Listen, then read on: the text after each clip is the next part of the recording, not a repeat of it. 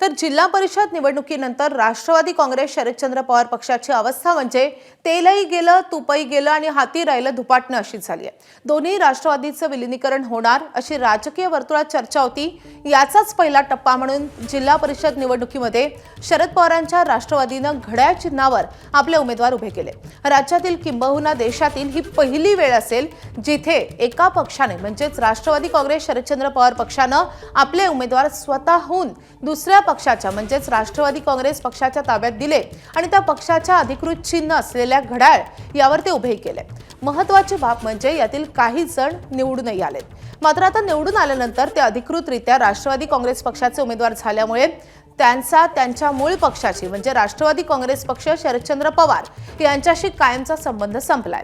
यामध्ये पुणे जिल्ह्यातून इंदापूरच्या अंकिता पाटील, शिरूर मतदारसंघातून जिल्हा परिषदेवर निवडून गेलेल्या सुजाता पवार, कोरेगाव तालुक्यातील वाठार किरोली गटातील संध्या पाटील यासारख्या नावांचा समावेश आहे आणि त्यामुळे आता ज्या शरद पवारांच्या उमेदवारांनी हाती घड्याळ घेतलं त्यांचं पुढे काय असा प्रश्न निर्माण झालाय।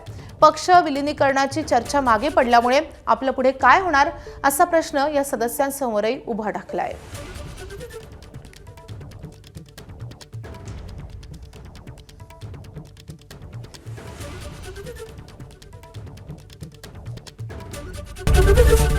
एबीपी माझा, उघडा डोळे बघा नीट।